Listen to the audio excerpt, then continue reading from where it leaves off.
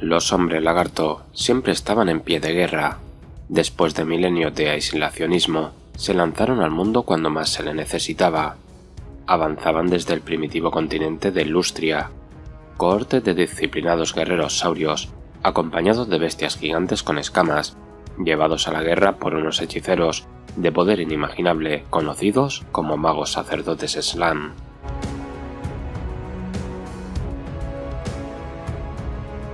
Los hombres lagarto fueron la primera raza creada por los ancestrales y hasta el día de hoy siguen obedeciendo órdenes dadas en los principios de la prehistoria del mundo que fue. Todas las especies de la raza de los hombres lagarto fueron diseñadas por sus cuasi omnipotentes creadores con una función en mente. La tarea más importante que se encomendó a la raza de los hombres lagarto fue la de imponer la ley de sus amos en todo el mundo. Desde entonces, se afanaron a detener las terribles oleadas de caos que amenazaban con consumirlo todo a su paso. Los hombres lagarto fueron antaño una sociedad que funcionaba perfectamente, dando forma al incipiente planeta en desarrollo que resultaba capital en los planes cósmicos de los ancestrales. No obstante, desde la llegada de la gran catástrofe, su imperio se vio fracturado a causa de su guerra constante con el caos. Los hombres lagarto apenas pueden llegar a sospechar las intenciones originales de sus creadores, ya que los Slann, con un intelecto lo bastante prodigioso como para entender los planes de los ancestrales, se llevaron lo peor de la invasión demoníaca y perecieron. Aún así, la red de ciudades templo en el corazón de Lustria fue infinitamente más prodigiosa que cualquiera de los logros de las razas más jóvenes, y sus líderes poseían poderes cercanos a los de los dioses. Dirigidos por los abotargados filósofos magos con aspecto de sapo, conocidos como los Slann, unos seres con un poder mágico indescriptible, que no dejan de ser meras sombras del poder que esgrimían los primeros de su raza. Los supervivientes de la civilización de los hombres lagarto trabajaban incesantemente para interpretar y llevar a cabo el gran plan de los ancestrales. Buscaban las placas de los ancestrales en las profundidades de la jungla y los lugares más remotos del mundo, esperando encontrar la que les ofreciera la clave para entender el destino del planeta. Cuando localizaban alguna nueva profecía, meditaban sobre su significado y a continuación moldeaban el mundo acorde con sus conclusiones. Un único error de traducción en una de estas placas desgastadas por el tiempo podía llevar a repercusiones tectónicas que derrumbasen ciudades o incluso la erradicación de toda una raza. Los hombres lagarto eran y son poderosos, y estaban tan centrados en su labor que ejecutarían sin ninguna piedad la voluntad de sus amos.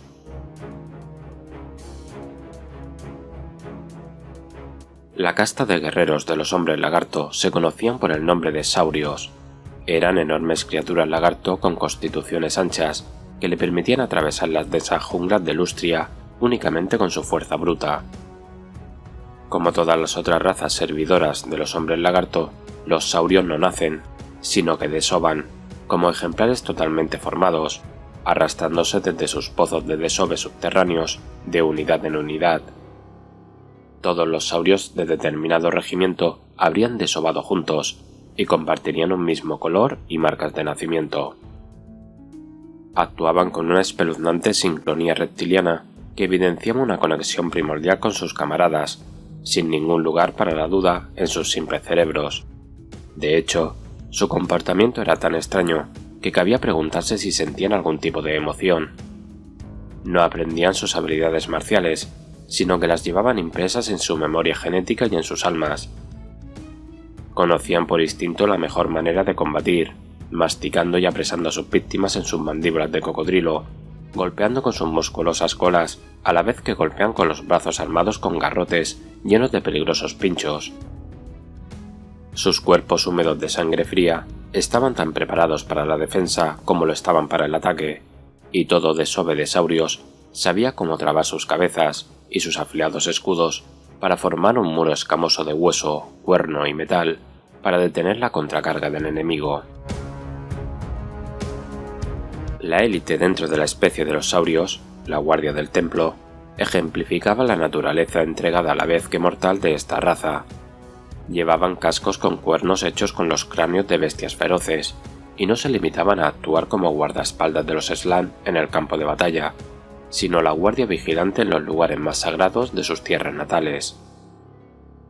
La guardia del templo podían mantenerse firmes e inmóviles durante años, con un ocasional movimiento puntual de los ojos, y en caso que se les acercase un intruso, se convertían en un torbellino sangriento que destrozaba y aplastaba al visitante hasta que éste yacía inerte en el suelo, momento en el que volvían a su estado inmóvil.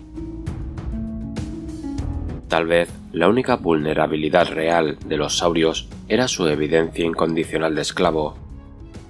Una unidad de saurios marcharía sin dudarlo hacia la mismísima boca de los infiernos, si así lo hubiera ordenado uno de sus maestros Slann. Los líderes en la guerra de los saurios, conocidos como saurios escamadura y saurios vieja estirpe, también contaban con intelectos limitados. Su vocabulario apenas alcanzaba unos pocos centenares de palabras, y casi todas ellas eran sinónimos de caza, matar y defender, a pesar de que picante y merienda también estaban ahí por algún motivo. En cualquier caso, en el campo de batalla demostraban capacidades tácticas destacables. Los vieja estirpe contaban con una maestría especial para trabarse con el enemigo, para emboscarlo y tenderle trampas, para fintar y rugir la señal que desatase una carga imparable en el momento justo. Estos fueron la élite que cabalgaba al combate a lomos de los colosales horrores de Lustria. Multitudinarios deshoves de saurios atronaban sobre el campo de batalla montados en feroces gélidos de afilados dientes, mientras los vieja estirpe cargaban en gigantescos carnosaurios, los depredadores más fieros de Lustria, capaces de desgarrar el cuello de un dragón de una dentellada. Los ancestrales sabían que toda civilización necesitaba a los funcionarios tanto como a los guerreros. Pequeños y enclenques, los eslizones eran los escribas, ordenanzas y sacerdotes del imperio de los hombres lagarto, pero también fueron magníficos exploradores y hostigadores. Los eslizones eran quienes atendían las necesidades de sus obesos amos Slann, mientras estos se dedicaban a proyectar sus mentes en la enmarañada red de posibilidades futuras que podían acaecerle al mundo. El diminuto tamaño de los eslizones ocultaba su efectividad en el campo de batalla. Fueron los maestros en el arte del armamento envenenado, con sus lanzas y sus cerbatanas capaces de abatir a los enemigos más grandes con dosis de veneno concentrado de la rana hinchada y el bicho demonio. Era habitual que los eslizones se acompañasen de las bestias de carga llamadas Kroxigor entre sus filas, unas criaturas tan grandes que eran capaces de aplastar múltiples enemigos de un solo golpe de sus mazas pesadas. Además, los versátiles e inteligentes eslizones sabían guiar a las bestias de guerra de Lustria al combate, conduciendo a los razardones espinosos y a los feroces salamandras hasta las filas del enemigo. Algunos eslizones iban a la guerra montados en criaturas de la jungla todavía más extrañas, surcando los cielos en lagartos alados o místicas serpientes con plumas. Los sacerdotes y héroes de la raza de los eslizones podían aparecer en torres montadas sobre estegadones que hacían temblar el suelo cuando cargaban sobre el enemigo. Los estegadones más viejos e implacables podían llevar máquinas de guerra arcanas sobre sus lomos, unos artilugios capaces de canalizar las energías de los propios ancestrales. En los momentos de máxima desesperación, se sabía que los hombres lagarto habían llegado a montar en monstruosidades con escamas, los lagartos del trueno, prácticamente inmortales, provenientes de lo más profundo de la selva, que no dejaban más que rastros de sangre a su paso cuando aplastaban sin contemplaciones filas y filas de enemigos.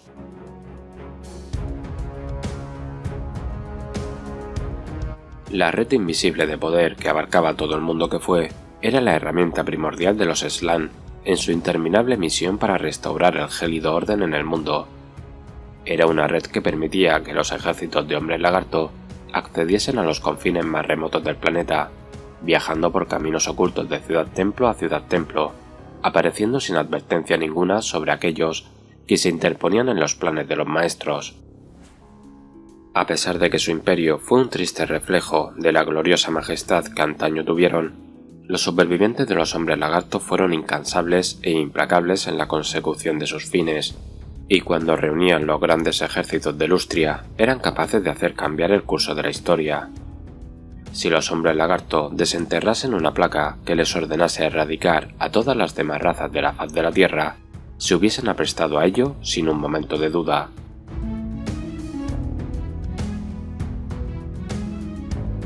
Lustria estaba cubierta completamente por una jungla espesa y tupida, prácticamente impenetrable para el resto del mundo. Los Slan necesitaban un refugio seguro desde el que practicar su meditación, y en lugar de construir fortalezas o castillos como hacían las razas inferiores, alteraron la ecología de todo un continente, hasta que todo lo que allí existió, desde los depredadores gigantes de la selva hasta la lombriz más insignificante, pudiese resultar fatal para cualquier intruso de otras tierras. Para que un enemigo pudiera llegar a vislumbrar los progresos de los hombres lagarto, deberían atravesar un infierno verde infestado de lagartos piraña, avispas de sangre y manadas salvajes de gélidos. En cualquier caso, los rumores de las riquezas legendarias de los hombres lagarto atraían a ejércitos de cazadores de tesoros año tras año.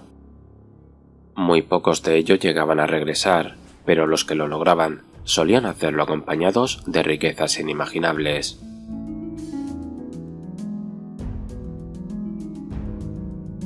Las armas de los hombres lagarto estaban talladas en un material meteórico llamado obstinita, de color totalmente negro y más duro que el acero. A pesar de que a primera vista parecían primitivas, los garrotes y las mazas que utilizaban los saurios eran inmunes al paso de los siglos. Nunca se oxidaban ni perdían su filo, y cada una de ellas era capaz de aplastar los huesos de un hombre de un solo golpe.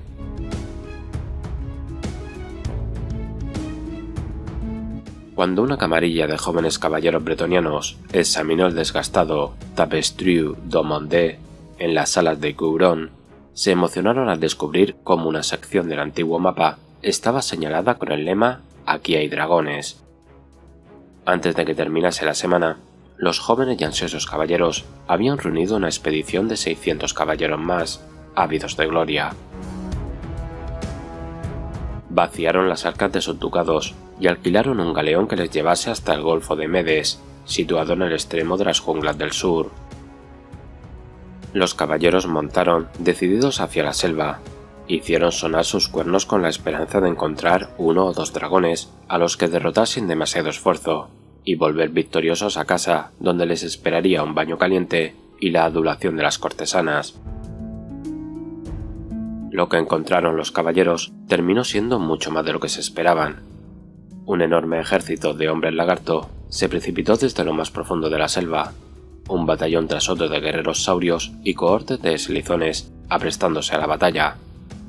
Les acompañaban enormes saurios de cuello largo y poderosas fauces, y gigantescos titanes musculosos cubiertos de escamas, con las suficientes hileras de dientes cerrados como para hacer que hasta un caballero del Grial se lo pensase dos veces.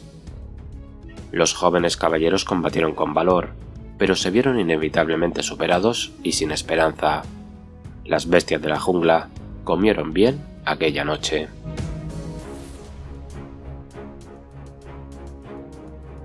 Kroq-Gar fue un viejo guerrero saurio, el último guerrero de la ciudad-templo en ruinas de Skjold. El desove de Kroq-Gar produjo una serie de otros saurios marcados por la grandeza. Eran guerreros insuperables en combate por los de su clase, y cada uno poseía un dominio innato sobre las bestias nativas de la jungla. El nacimiento de Kroq-Gar coincidió con una de las camadas que produjo los carnosaurios más poderosos, y reclamó para sí al más salvaje de estos seres. Kroq-Gar solo llevaba sirviendo en su ciudad-templo durante unos pocos siglos cuando sucedió la gran catástrofe. Aunque Kroq-Gar y sus hermanos lucharon muchas batallas épicas y destrozaron ejércitos completos de demonios, la batalla sin fin hizo que los defensores tuvieran que buscar refugio en la ciudad-templo de Skjold. Allí, las barreras mágicas de los magos sacerdote les protegieron durante un tiempo, pero finalmente cedieron. Aprovechando la fuente de energía descontrolada, los demonios se manifestaron en el interior de la ciudad-templo antes de que Kroq-Gar pudiera ir en su ayuda, y así se abatió el poder del caos sobre Skjold. Aunque su ciudad-templo estaba en ruinas, Kroq-Gar y el ejército de supervivientes lucharon para escapar, impulsados por su propia rabia y las últimas bendiciones de su mago sacerdote. En su camino a la libertad, devolvieron a muchos demonios al abismo. Durante muchos siglos después, Kroq-Gar siguió combatiendo en la jungla acompañado por los restos del ejército de Shold. En el momento en que los elfos realizaron su gran ritual, solo Kroq-Gar y su viejo carnosaurio, Grimlock, estaban vivos. No fue otro que el gran cacique Mazdamundi, el mago sacerdote Slan de Esoalt, quien convocó a Kroq-Gar a su ciudad-templo y lo eligió para liderar los ejércitos saurios que seguían en pie. Mazdamundi regaló un antiguo artefacto conocido como la mano de los dioses a Kroq-Gar, en el que podría abrasar la carne de sus enemigos. Desde entonces, Mazdamundi asignó a Kroq-Gar la sagrada tarea de exterminar a aquellas criaturas que no formaban parte del gran plan de los ancestrales. A lo largo de su existencia, Kroq-Gar luchó en muchas guerras, liderando los ejércitos de Esoalt o uniéndose a otros para ayudarlos en combate.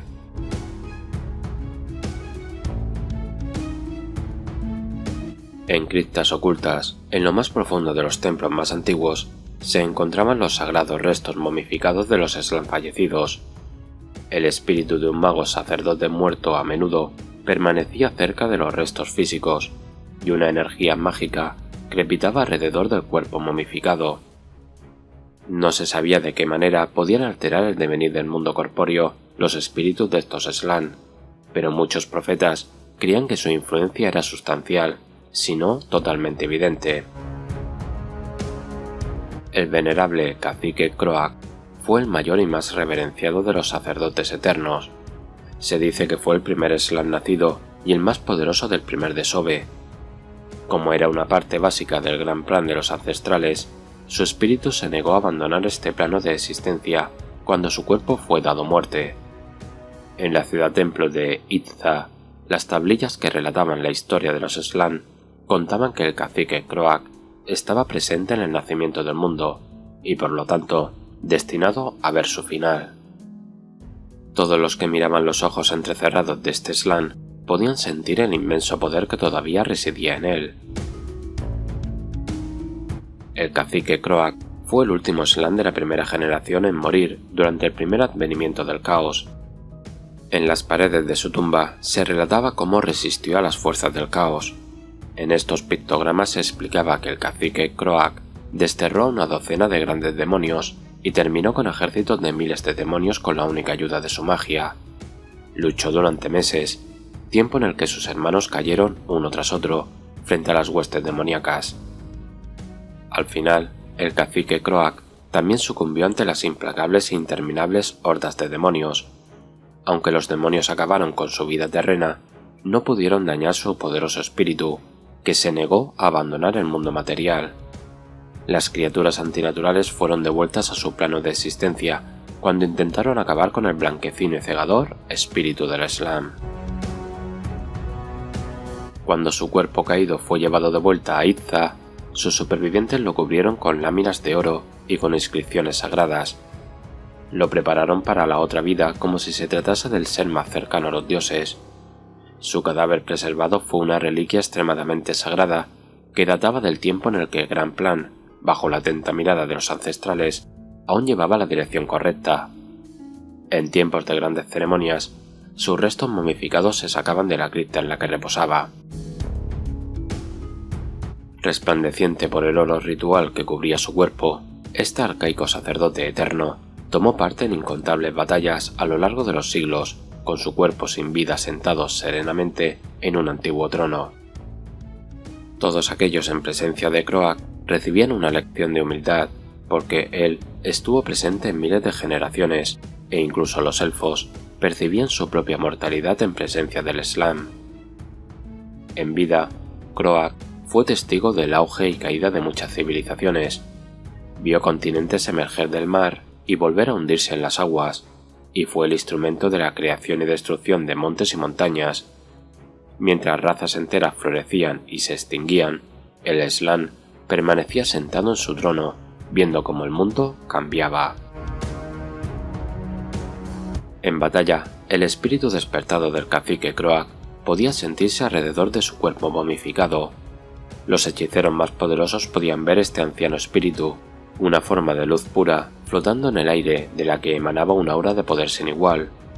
Este espíritu podía poseer el cuerpo de alguien que así lo deseara y desatar su magia a través de aquel cuerpo, lo que solía dejar al anfitrión exhausto y aturdido a causa del poder sobrenatural. Para los chamanes Eslizón, esto era un gran honor, una experiencia de sentido religioso y trascendente, puesto que el cacique Croak había sido deificado hasta un extremo tal que en Izza se le hacían ofrendas y sacrificios como a Sotek o a cualquier otro de los ancestrales. Lord Croak sigue en ese estado entre la vida y la muerte, y planeando su venganza sobre los dioses oscuros por la muerte del mundo que fue.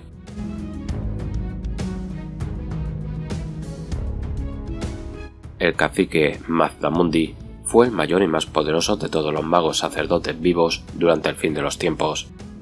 Fue un maestro del arte geomántico, ya que fue instruido por el mismísimo cacique Croak. Su mera presencia obligaba a todos los individuos, menos aquellos con una fuerza de voluntad mayor, a inclinar la cabeza y arrodillarse frente a él. Mazdamundi estudió las tablillas perdidas y tuvo una aparición en la que se le declaraba que los hombres lagarto no conseguirían cumplir el primer decreto de los ancestrales, la exterminación de las razas que no formaban parte del Gran Plan. Además, muchas otras razas se alejaron del Gran Plan y tuvieron que hacerlas volver a las tierras que el Gran Plan les tenía asignadas. Todos los elfos tuvieron que ser echados de todas las tierras y residir juntas en Ulthuan, el reino dorado que ellos mismos crearon. Los hombres debían habitar en el viejo mundo, y los enanos no podían dejar las montañas del fin del mundo. Mazdamundi creyó que no tenía sentido empezar una nueva fase del Gran Plan hasta que no se completase la anterior, si no, se produciría un error mucho mayor. Mazdamundi fue el Slan más proactivo, y aunque su inconmensurablemente no conocía la confusión de la ira o la venganza, sus campañas habían visto como muchos miles de enemigos eran masacrados. Ordenó la destrucción de asentamientos incursores, de los desechos del mundo del caos y de la plaga de los pieles verdes. Cuando los ejércitos de Esoal iban a la guerra, era habitual que el cacique Mazdamundi los dirigiera, subido en un trono palanquín a lomo de su poderoso estegadón, un espécimen colosal llamado Zelak, que sirvió a Mazdamundi durante al menos 500 años, al que controló su mente. Los poderes de Mazdamundi fueron terroríficos. Regimientos enteros eran derrotados con un simple movimiento de muñeca, y la tierra temblaba a su paso. Los hombres lagarto, llamados Serafón en la era de Sigmar, es uno de los ejércitos continuistas, ya que huyeron cuando llegó el desastre al mundo que fue, y evolucionaron a lo que son hoy en día en los reinos mortales. Las figuras han crecido en proporciones y se representan con un toque de bestialidad increíble. Destaco a los guerreros saurios porque me parece que se cumple en ellos todo lo que representa esta facción. Además que es la unidad línea de batalla, y aún así, destaca como si fuese en términos de visualización la unidad estrella.